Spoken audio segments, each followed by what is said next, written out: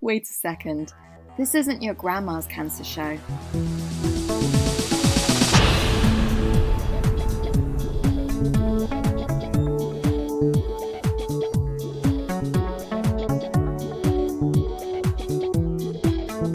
Not your grandma's cancer show. Hi, I'm Tatum, and today we are talking about genetic cancers. We know there can be layers of complexity and grief with cancers which have affected family members, as well as increase our risks. And I have two amazing guests with me today. Helen was a teenager when she was told the news that she carries the BRCA1 mutation, and Cara was 32 when she heard she had Lynch syndrome. And I've got both of them with me over Zoom today. Welcome, both of you. Thank you. Hello. So, Cara, you are returning to the podcast. It's so nice to have you back. I am. It's so good to be back. It's always lovely to chat with you. So because it was a while ago that you were on, could you tell me a little bit about your life when you were first diagnosed? Yeah, so I was diagnosed when I was 32. I'd celebrated turning 30 for quite a while, to be honest, with a few trips, which was great. And after I turned 30, I started to get some kind of extreme tiredness, some niggling symptoms, nothing necessarily specific to one thing, but I just didn't feel quite right. And I went to my GP, and it took about 12 months. I was originally diagnosed with anemia and was being treated for that, but I had a kind of quick drop in my blood count, and that was when I was sort of referred for the colonoscopy, and they did the stool test, which revealed that I had a tumour in my bowel, which was later then confirmed as a stage 4 diagnosis, so with spread to my liver. So 32, started chemo, went through the chemo, then had surgery which removed the tumour in my bowel successfully, had a bit more chemo, and then I had a 2-part liver resection, which again went really well, and was followed up with more chemo. Probably quite a long story through all of it, but that's kind of the basics of it. And it was during that time, because I'd was 32, my father had bowel cancer in his 40s. My surgeon was definitely keen to have me referred for genetic testing. The original biopsy had shown a lack of one of the proteins, or the mismatch repair DNA, that was linked to Lynch syndrome. So I was referred for that genetic testing, which is when I then found out that I did have Lynch syndrome. Cara, that's so much. I mean, to go from anemia to being diagnosed, I mean, just that, thinking that, might need to eat a bit more iron to, actually you've got a tumour, and then so much treatment, and then finding out about Lynch syndrome. And what does that mean for you? Like, what does Lynch syndrome do in terms of increasing your risks? So for me in particular, I've got a lack of expression in what's known as like MSH2. So it puts me at a high lifetime risk for bowel cancers. It put me at a higher than the average population risk for kind of endometrial womb cancers and ovarian cancers. So they're kind of the 3 big ones that are really elevated risks. But there are several other cancers as well where you've got kind of a fractionally higher, I keep saying the word risk, but it is a fractionally higher risk than the average person of developing that cancer in your lifetime. And it's all to do with the fact that it's in these mismatch repair proteins that which is how cancer is formed, really, as your cells, grow out of control. I have nothing to repair that MSH2, which is where the cancer develops. So the risk is there, even though I've had bowel cancer once and been treated successfully. could get a second primary bowel cancer that is almost unrelated to the first, but related to the Lynch syndrome. And in treatment, I think my treatment was probably more successful than some variants of bowel cancer that you can have, because it was the Lynch syndrome. But it's not treated well, or they now know not treated well with chemotherapy, but reacts to immunotherapy.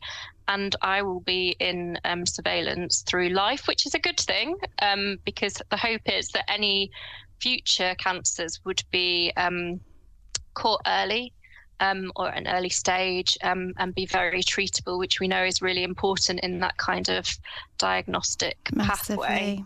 And tell me about your dad. So do you remember your dad going through bowel cancer? Yeah, I have vague memories. Can't say that I have the full understanding, but there's definitely things that I can remember back when he had his surgery. My parents were quite open with me at the time. I was in my final year at primary school, so I remember the surgery aspect of it. I know he had chemotherapy, but I don't really remember any of that. I think it was just his recovery from surgery and him being in hospital that stands out in my mind. And at the time, there was no talk about genetics. I think my dad actually asked the question to his GP, but it wasn't as talked about or known about. The research wasn't there as I suppose it is now. And when you were diagnosed, was your dad still with us? No, my father unfortunately died 8 months or so before my own cancer diagnosis. So I was kind of seeing my GP at the time because of the symptoms I was having. And unfortunately, my dad had a stroke and was admitted to hospital. Unfortunately, he died from that. So his death was not cancer related. He'd lived a long, healthy life after his cancer in his 40s, but it was quite not a sudden death, but it wasn't an expected death. He wasn't being treated for anything. So I was kind of dealing with the grief of that when I was kind of going through the investigations of what was wrong with me as well. So it was a lot. It was a lot in that year. And my granddad had died in the few months previous to my father. So my mum had an awful lot to deal with the fact that it went from her dad to her husband, and then obviously myself. And at the time of diagnosis, you've no idea how that's going to play out either. So it was a tough year. I'd like to say that it's got easier, and it definitely has got easier, but there's still a lot of difficulty there, I would say, emotionally. Absolutely. Losing a parent is hard at any point. Yeah. But almost you're grieving, so soon after that you are plunged into all that treatment that you went to. Mm-hmm. And go ahead. Yeah, I was going to say it made it looking back on it, it made it difficult for me as well to reach out to other people, because it's such a massive amount of loss that I was a bit like, I don't want to make friends with people that are going to die, because I'm going to have to go through that or a variation of that again. So it took quite a while for me from my diagnosis to actually dip my toe into kind of the cancer community. And people reached out to me, so eventually I did. And it's one of the things in some ways I wish I'd been able to do sooner, because the peer support has been one of the things that's definitely got me through. And still today I go back to those people and, have heart-to-hearts with them about what you're going through, because those people understand. They've been there. Yeah, it's such a relief, isn't it, when you finally get to talk. And yeah. I was, right when I was diagnosed, I was sort of warned off going into a cancer support group by someone that I wish I hadn't listened to. But as soon as I did, it was, my shoulders dropped, like the sigh came out of being around other people that, were also like, no one had the answers. And actually all of us in there without any answers was really, really powerful. Hearing other people how they were dealing with things. But I can see also through that time, you had seen your dad survive bowel cancer. So how did that affect your treatment? I think, and it's one of the things I've said from the beginning, that it had a really positive effect on me, because I listened to other people's stories of being, in with their consultants when they're first being told, and the first questions are about, oh, am I going to die? How long have I got, this, that, and the other? And to be honest, I don't think whether that was naivety. That's not what popped into my mind. I wanted to know what they were doing, but I think because my dad had positive outcomes, in my head, I was going to have a positive outcome. At that stage, I wasn't really thinking about the fact or how close to death I was coming. And I think that's been really important in how I've kind of gone through my treatment and the hope that I've had there.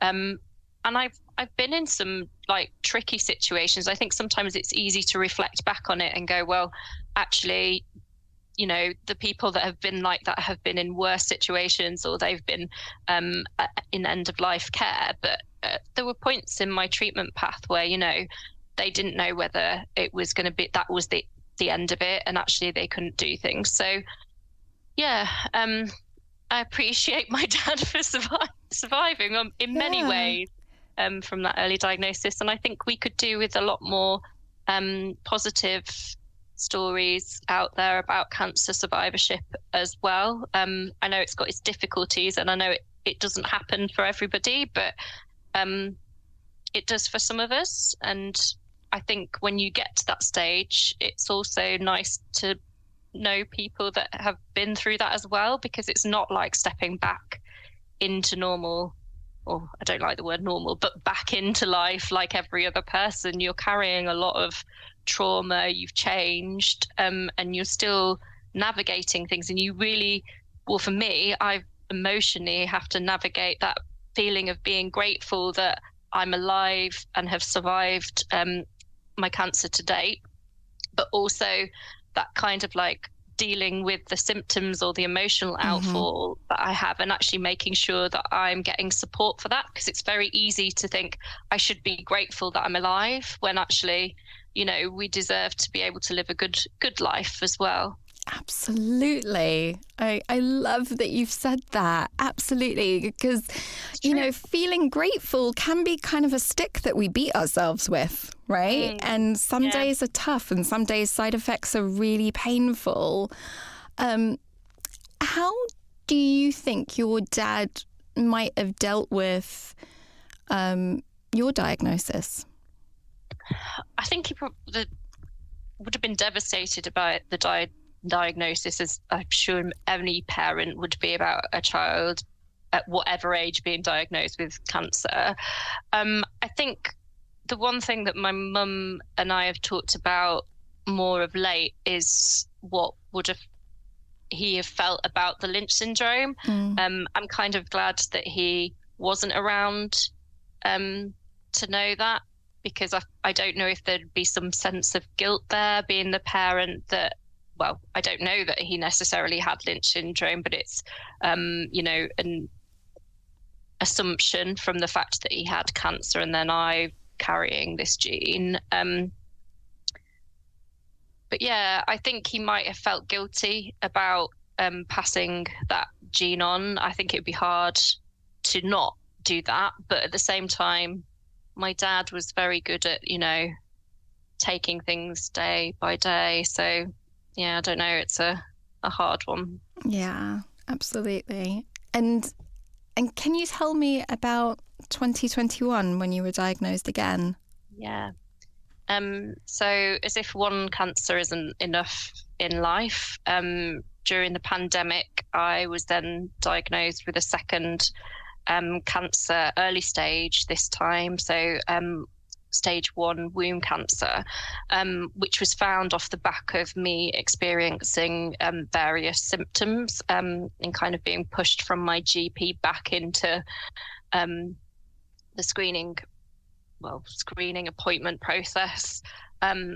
Eventually, I kind of went in thinking I was having a polyp removed, but when that polyp was removed from my uterus, the surgeon wasn't happy with it. He was like, it looks suspicious. And that just a punch in the gut, because he didn't know at the time it was cancer, but it was just the wording that he used. I remember it very clearly, and I was like, there's no, there's something there. And a week later, I had a phone call from them saying that they'd found cancer in the womb, so they were going to have to proceed with more treatment, which was a hysterectomy, so a total hysterectomy. And then because of the Lynch syndrome, so when I was talking with my surgeon, we discussed the ovaries as well, because obviously Lynch syndrome has a high risk around ovarian cancer. So she was like, it's probably recommended as you're coming up to 40 to have those ovaries out, unless I suppose around you wanting to maintain them for fertility purposes, but almost like, well, if you're going to recommend me taking them out at 40, there's not exactly much time to recover from this. I'm not going to have a womb, so let's just. I just couldn't deal with the thought of potentially risking a third cancer that could have been in my control, because I still grapple a little bit with that, having known that I would have had preventative surgery eventually. My worry was always that, what if something happens before I get to that point? And you kind of, no one knows when it's going to happen, but you have the conversations with your doctor. And I was unfortunate that I found myself in that position, so I didn't really want to let it happen again. So I agreed to have my ovaries out with the rest of my womb. So had that on none other than April the 1st of 2021, which is ironic, isn't it? April Fool's Day. And yeah, the surgery was okay, like physically, but the emotional outfall from that was like severe for me, both from the aspect of that kind of definitely knowing that you would never carry your own children, and just all the emotion of another cancer diagnosis, and I think probably unresolved trauma from the first diagnosis as well. So it was a lot to deal with in those early months. And were you also in menopause at that point as well? Oh, yeah. Just throw that one in there as well. Yeah, so surgical menopause, and that was a rocky start. Still don't know if I'm there with that. I'm up and down all over the place, but doing my best. And I wasn't allowed to go on HRT to start with. It's a kind of grey area for mine, because womb cancers are usually driven by estrogen. Hence, they recommend not having it unless it's so severe it's impacting daily life. But then mine is Lynch driven, so nobody really knows whether HRT would have an effect on it or not. But so the first kind of 2 years has been no, we're not going to give it to you. But now I've kind of not had any recurrence. I'm in those kind of conversations with my specialist at the moment as to whether we can just try a low dose to help with some of the symptoms that I'm still experiencing. Cara, there is so much that you have been through in your second diagnosis. I mean, I do think hearing you talk about the first diagnosis, you kind of buoyed up by your father's experience. There was, and you have an amazing Instagram where you're hiking and high heels and killer. Tell me the name of it. It was like high heels, hiking boots and killer heels. Yes. Yeah. There was such sort of momentum almost in the way that you talk about going through that, and almost like as you went through it again, there's so much tied up in both the risk factors with the Lynch syndrome and the menopause, but having your womb removed, having your ovaries removed, and how that affected your processing all of it, because it's cumulative. Yeah, it's massive.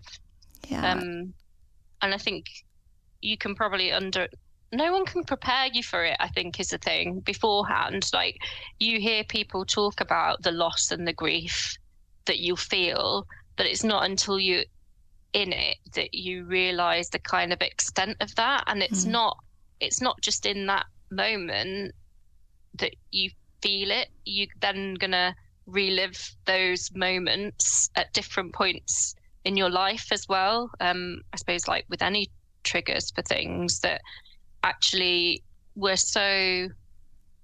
our societies are so set around a certain look of a family, and that including children, that you can feel pushed to the kind of edges of that society and kind of left out, even though there's so much to life without children as well.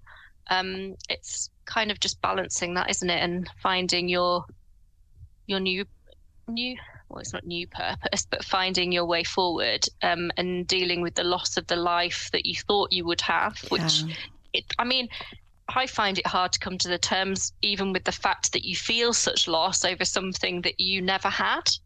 That in itself is quite difficult.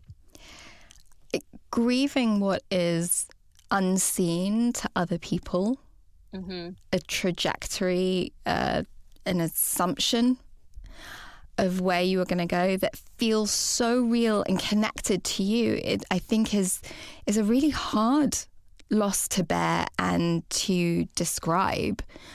And it is, I mean, you just put that so beautifully. You said sort of being on the edges of what society, kind of the flow of society. And I think that derailment that cancer can do, and it's, you know, not just outside of your own life, but outside of that connection with where you thought you were going to be and where other people are, where friends are, and you can see them in those places. So it in that way, it's very tangible. You can often see them having a life that you're like, oh, I thought that I was going to be on that. It can feel like, that they're living out, well, they are living out the future that you might have expected for yourself. And you know, my future might have looked one way, but I mean, for somebody else going through this, there'll be whatever they thought their future was going to look like will probably have changed in many different ways. And it's difficult because friendship is based on common ground as well, lived experience. And I know, obviously I'm still friends with all my friends, but I found it difficult. I kind of had to put some space between myself and some of my friends at first, as much, or prepare myself almost for the emotional, it's not trauma, but like I wanted to see my friends because they were my friends and they were who got me through things and have supported me. But at the same time, coming away from that, even if times had been like I'd had a really nice time, I found myself grieving as well, because again, you're just looking at what you thought you would have had and adjusting to what your life is now.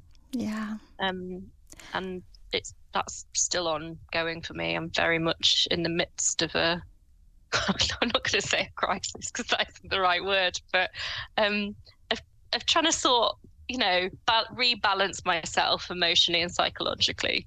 I think it takes time, and I'm just trying to learn to be kind to myself as well. Yeah. And in the meantime, book a lot of holidays because they make me happy. I love that. I want to bring Helen into the conversation here. Helen, how has it been to hear from Cara? Yeah, it's really interesting hearing Cara's story because there's so many similarities between the two of us. And I can relate to so many things that she has said. So, yeah, it's been really interesting. Thanks for sharing, Cara. And Helen, can you tell me what was your experience of cancer in your family?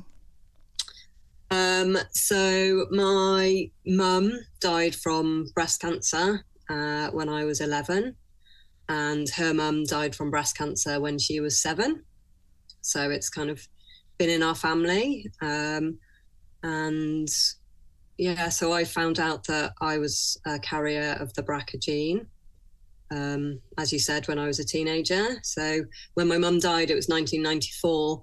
And that's when they made the discovery of the BRCA mutation. So she wasn't actually tested, but a doctor who my mum had worked with came and spoke to the family and were concerned about me and this potential genetic mutation. And I was 13 at the time, and they wanted to get me tested, but decided I was too young. I just think that that's such a young age to know that information. So I talked about it as a family, and it was just like, no, that's too young. So I waited until I was 18 to go for that test, and it came back as having the BRCA1 mutation. And that's really such a short period of time after losing your mum. Yeah.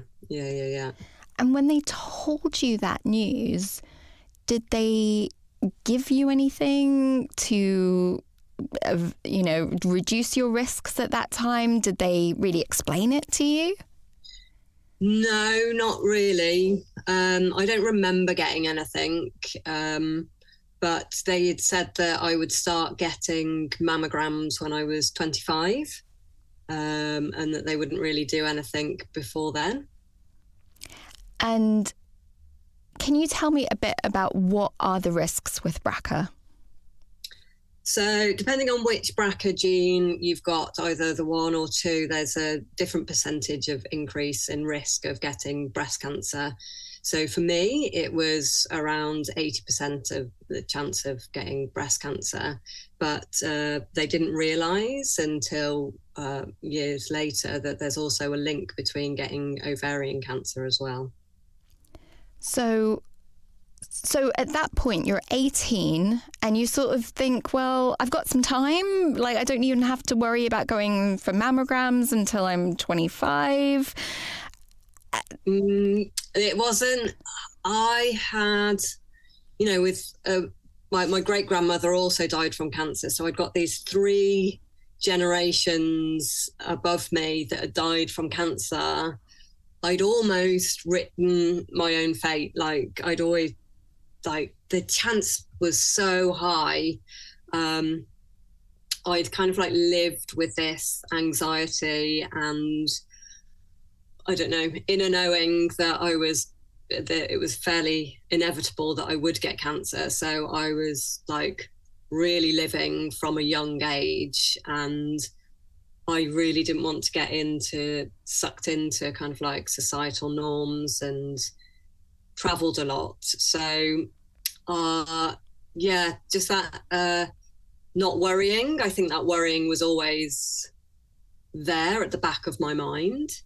But I just didn't realise or didn't think that I'd get cancer so young, and that it wasn't going to be breast cancer. So tell me, what were you doing in your life when you were diagnosed? So I was teaching in the slums of India. I had gone to India as part of kind of my worldly travels, and just felt so at home in the country. And I'd gone back out. I was determined not to get a real life proper job, having done my degree. I was just like, no, not yet. Just with that inner drive to really live, knowing that life can be taken away from you at any moment.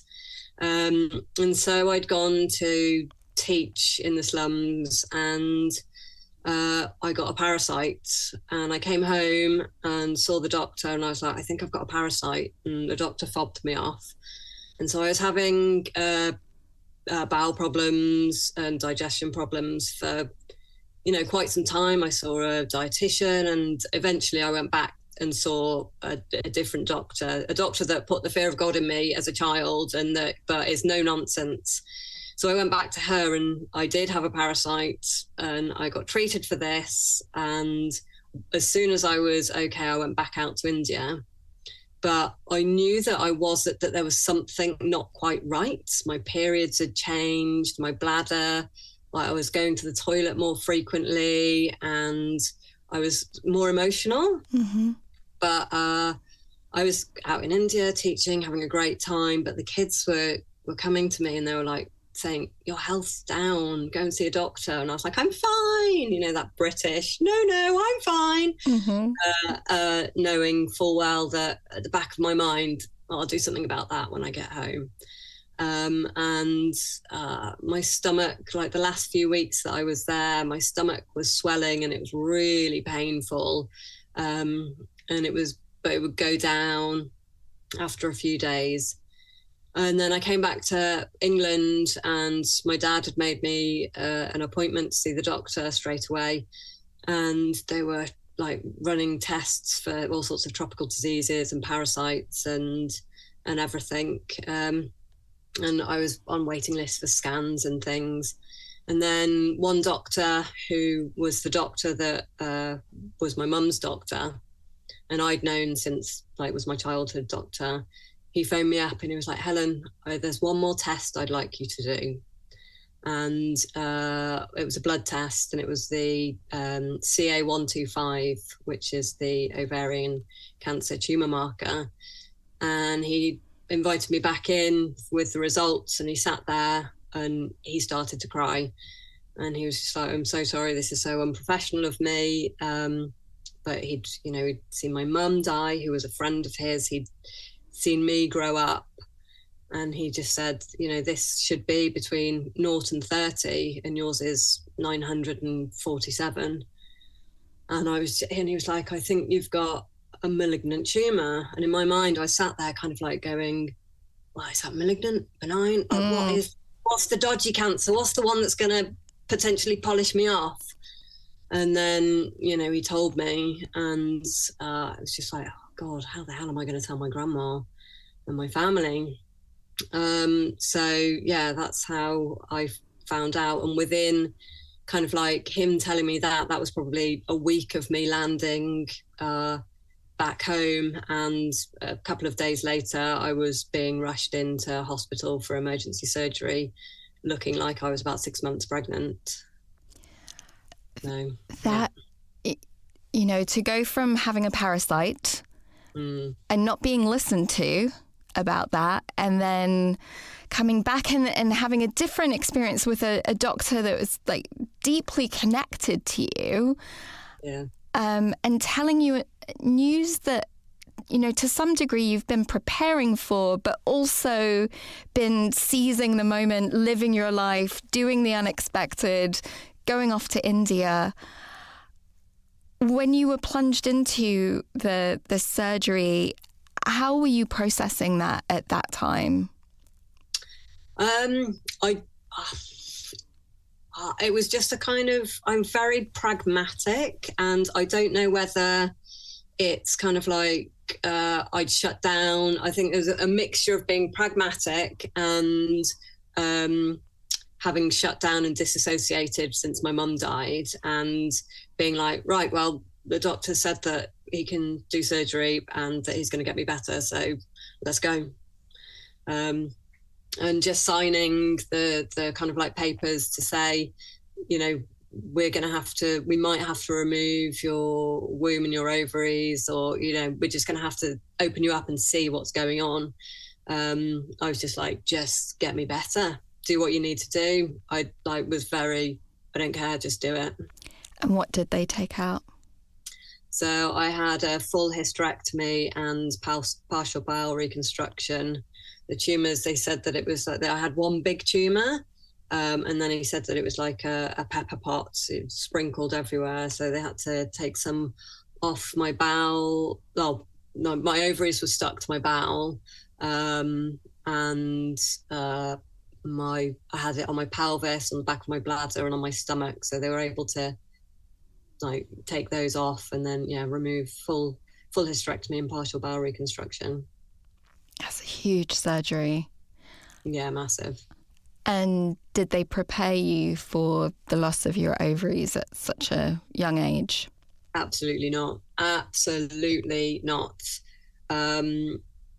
I was never told, I was never explicitly sat down and said, you're going to experience menopause symptoms. I wasn't told anything.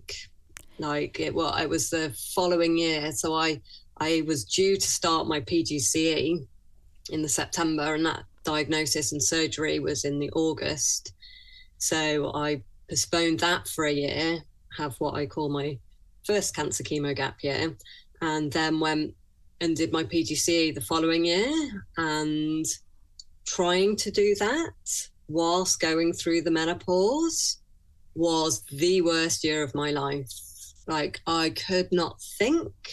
Like it was like putting the key in the ignition and just getting nothing, not even a little splutter. My emotions were everywhere. And it was just not being able to think. And here I was, in charge of a class of 30, like emotions everywhere, not being able to find words and not knowing what I was doing and really not myself. And I thought that I just kind of like bosh through chemo and carry on with life. But yeah, it really didn't go like that.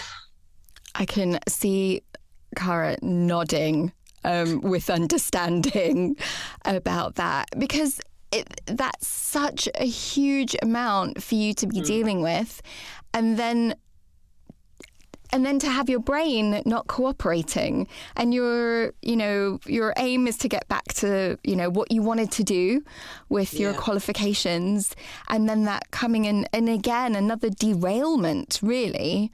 And I think it says a lot about the power of the menopause fog and effect on the brain, that you've described that as one of the worst years of your life when you have been through so much. Yeah, hands down. And I think we'll probably come to it later, but I was able to go on HRT. It was that balance of, your risk of reoccurrence and quality of life. And at that moment, like my quality of life was not great at all. And when talking about menopause, in my mind it was like hot flushes. That was it. But having gone through it, it's so much more than that. So yeah, I had to go cold turkey on the HRT when I had reoccurrence, and those 2 years, like post surgery and then going cold turkey, were hands down the worst years of my life. I would have taken surgery and chemo again for a year over going through menopause experience. And anxiety and depression that comes with it. It can be so crazy making and so profoundly disorienting, and again, especially when you're younger, the impact of that, when you are nowhere near the natural age for that to happen. And really, I know 10 years ago, no one was talking about this, and no one was like really considering the impact. But having gone through so much, like that does really, really affect, your ability to recover, your ability to process going forward. And you've mentioned a recurrence. So I wanted to ask you, did you do risk-reducing surgery and then get a recurrence? Yeah. So the following year, so I was 26 when I was first diagnosed. So I was 26, and then the following year it was like before that, when I was talking about the chemo and everything, it was risk-reducing surgery was mentioned, but I had to get better from the chemo and recover, and my immune system to have bounced back. So it was a year after I was diagnosed. I had risk-reducing surgery, and that was tough. That was really tough for me. So that was a double mastectomy. Yeah, I had double mastectomy, and then I had under the pec muscle implants put in, And for me, I was like, because obviously it's a choice. You can choose to have this risk-reducing double mastectomy, but to me, going from an 80% chance to a 4% chance, it's not a choice. Right. Like it's almost a matter of kind of like living and dying, or that's what it was in my mind, because everybody that my maternal line had died from breast cancer. Mm-hmm. And so, I opted for that surgery, but it was, really traumatic and excruciatingly painful. And I didn't wear any tight clothes for years after that. So did that affect your sense of self, like your identity, how you felt about your body? I think so, definitely. Like, I didn't get into a relationship, and I wouldn't, when I did start seeing somebody, like I probably wore more clothes to bed than I did during a day. It was like, just don't touch me.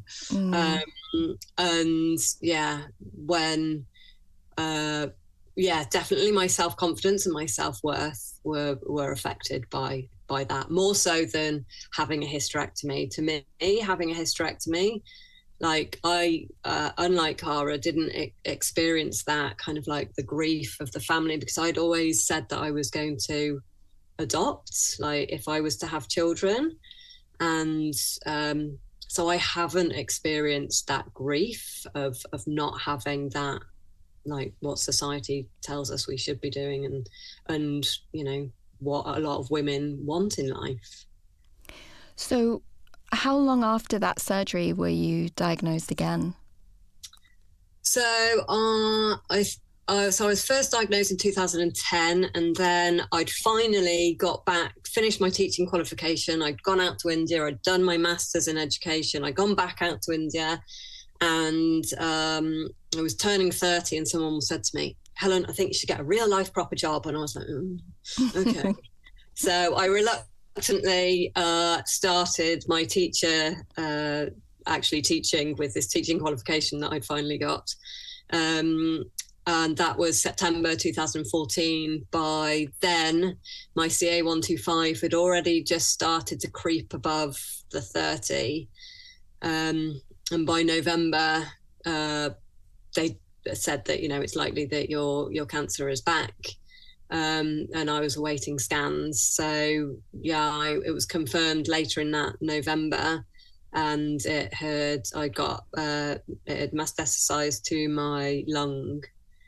So I had lung surgery. I had a lobe of my right lung removed and chemo again.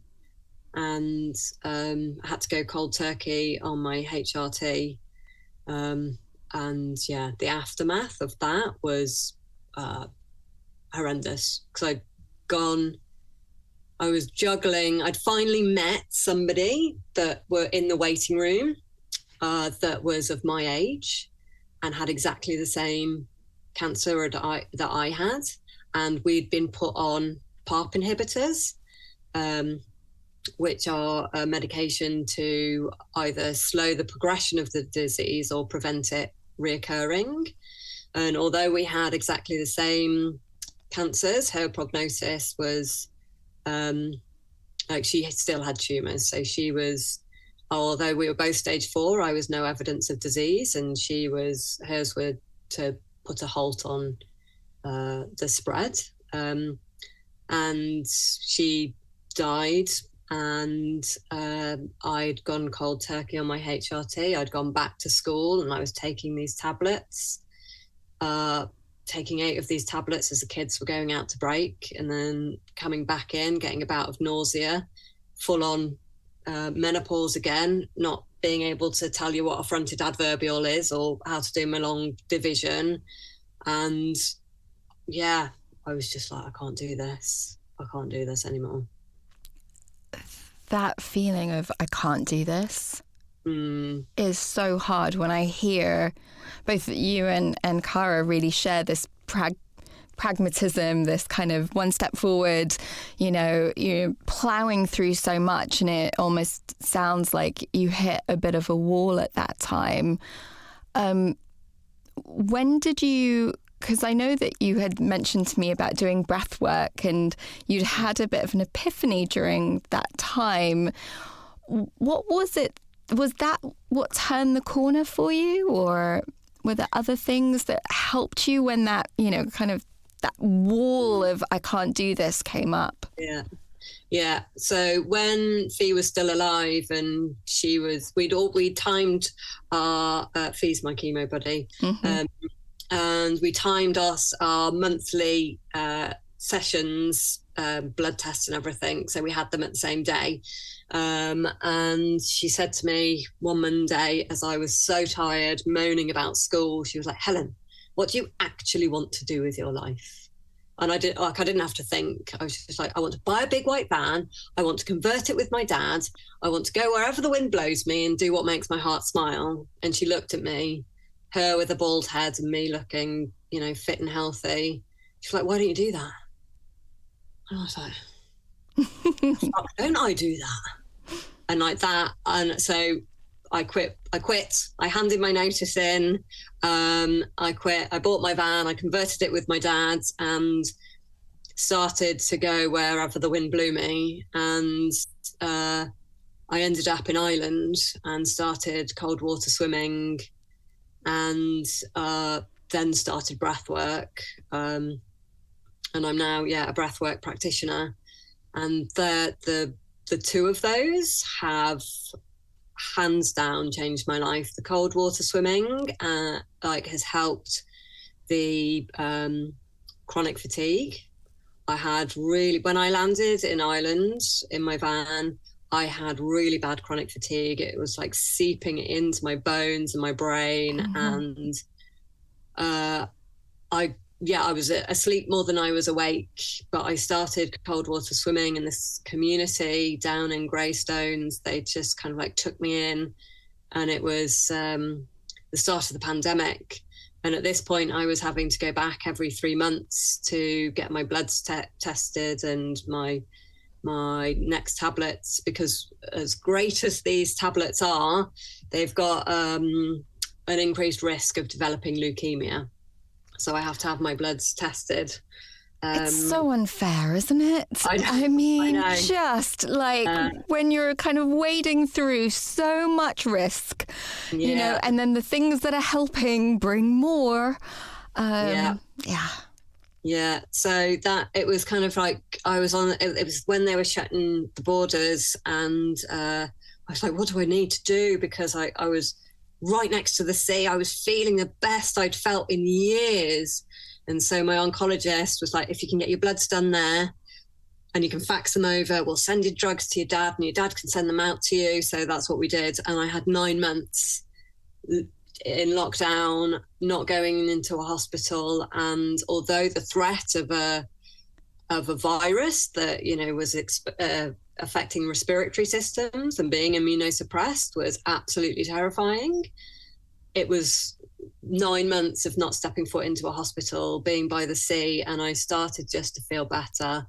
And that's when I did an online breathwork course, and in that week I shed so many layers of grief and of holding in my body that I was like, what is this? And so doing something that works with the body instead of the brain, where I didn't have to talk about my experience and it worked with the sensations in my body, was huge for me. And being able to use the breath as a tool when in the waiting room or waiting for scan results, and the anxiety, we all know the term scanxiety and things like that, has been monumental for me. And the layers of grief from the loss of my mum, and as well as going through all of the things that I've been through, has been huge. Wow. Huge. So, I mean, there was something in there, it took your chemo buddy, and I think someone that you identified with, so much that you were there together, every time. them saying, you know, kind of to follow your passion, and then really kind of exploring that, you know, creatively making your life. Yeah, absolutely. And like, I'd always lived like that. I'd spent my 20s, you know, traveling and doing things that I wanted to do, like knowing that life can be taken away, not just through people that have got, you know, genetic diseases, like anybody, 1 in 2 people get cancer now. And I'd lived like that, but I'd got sucked into what society tells us we should be doing. You know, we should be working a 9 till 5. We should have, you know, a family and all these things. And I'm just like, I've always been, even as a child, like was like, I'm a girl and you're telling me I've got to wear a skirt? No, I'm going to wear shorts. I'm a girl and you're telling me I can't play football? No, I'm going to be the captain of the first girls football team. Like, I've always battered against that. And then, so when I slotted in, I've had cancer twice. So it's just kind of like, hello, do what you want to do, and just put my faith in the universe, and it's delivered. It's delivered. I'd love to bring Cara in here. How has it been to hear from Helen? It's a mixture of emotions. Obviously, it's lovely to hear all the things that she's done since the last diagnosis, and I can kind of understand. I haven't quite got to the point where I've kind of let go and chased my dreams yet, but I definitely understand that feeling of like, what am I doing? My life's for living. So happy to see that Helen's here and tried to live her best life, but also like all the trauma that we go through and the fact that sometimes you have to fight for things just to feel better. Cara, you did something really creative to get information out there. Can you tell us a little bit about the idea that you came up with?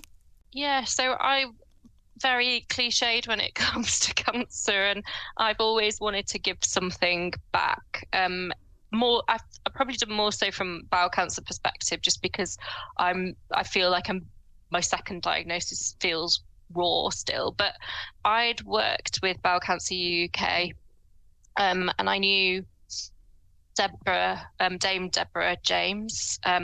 We were both diagnosed in the same year, so we'd kind of kept in touch throughout in terms of treatment, and we'd always kind of wondered how we could get bowel cancer out there and to be talked about more. And obviously she did an amazing job of actually kind of breaking down the taboos around it.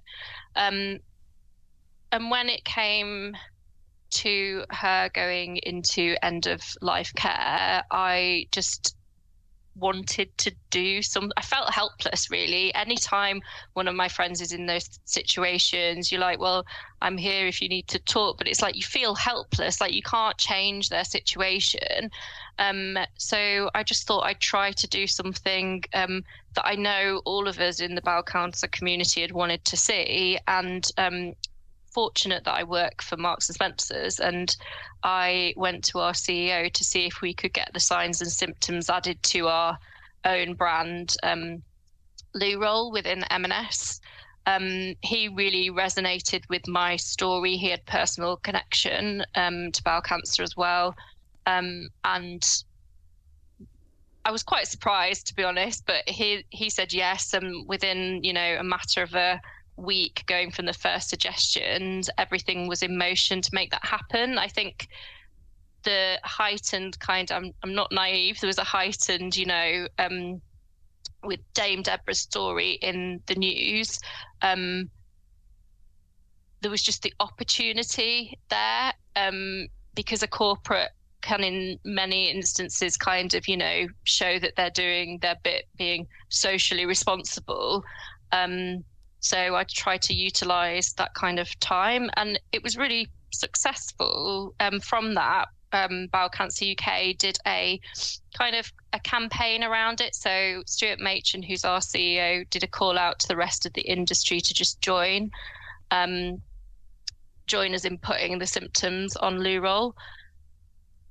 And at the same time he did that, Bowel Cancer UK got all of their supporters to call on like a social media campaign to get their supermarkets or wherever they shopped, asking them to join this campaign, get on a roll.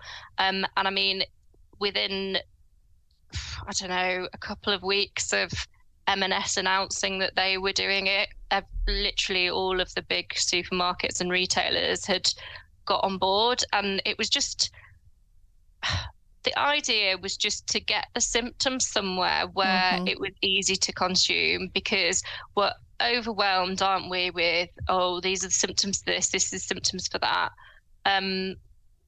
Having them there just means somebody might read them and get to a GP sooner than they might have done previously. So it's all about that awareness piece. And at M&S, we've put them through all of our estate bathrooms as well, both public and employee facing. So, yeah, it's been great. And I can imagine, and the momentum around it. Yeah. I mean, to be kicking off like such a, I mean, it was called On a Roll. Like, that was amazing to use the, you know, where you were working, what you were doing, who you knew, to put it somewhere that it makes so much sense. And probably a young person at some point who's having the symptoms that's right there can then take that into the doctor and say, I know that these are the symptoms, like, you know, I need to be seen. I mean, it's one small part of a giant jigsaw, isn't it, when it comes to ensuring people are diagnosed early. Awareness is just the start of that. But yeah, I'm hoping it does that. And I know that it's helped people. We've had people contact the charity, and there was one that I found really moving, was just they'd written on the bottom of the sticker in the bathrooms that, it's going to make me cry, that it's like, this sticker saved my life. And they'd been to the doctors after having seen it in a Marks and Spencer's, and then been diagnosed with bowel cancer, but at an early enough stage that it was treated. And I mean, that's all that you can, well, all I could ask for to come off the back of that campaign. Wow. And I just, you know, I think for me, I know people use social media, people talk about their cancer journeys, but I think a lot of people think that if they're not sharing on social media their own personal story, that they can't make a change somehow. And I just think it's important for people to know that if everyone has their strengths, how you're helping people, if you can't help people, you don't have to help people.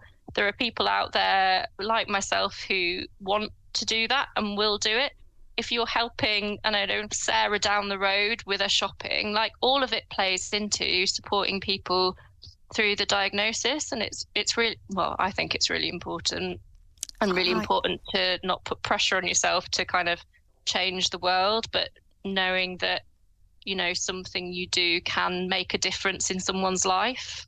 Absolutely. And what I hear from both of you is this kind of combination of creativity, of passion, of advocacy, both for yourself and like what you want from your life, but then, you know, when it's time for other people, and there are times not to do things and just focus on yourself, because that's a massive part of it.